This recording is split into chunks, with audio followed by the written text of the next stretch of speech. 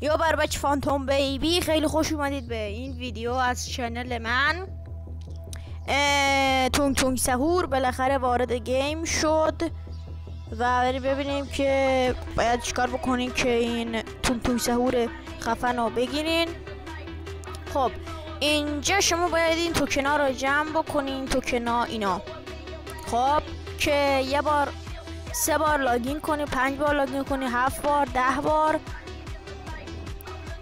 3 تا مچ بیار یا CS پلی بدی، 5 تا، 10 تا، 15 تا و 20 تا و 30 تا و 50 تا.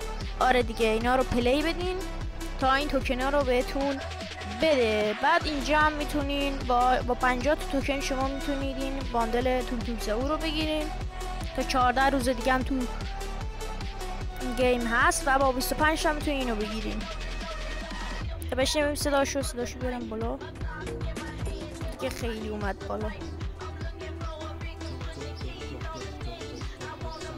آره اینه تونگ تونگ تونگ سحور و دیگه حرفی نمیمونه. لایک، کامنت، سابسکرایب فراموشتون نشه. زنگوله فعال بکنید که تا ویدیو میذارم با خبر بشید و بیاد ویدیو رو ببینید. تا یه ویدیو دیگه، پیس اوت.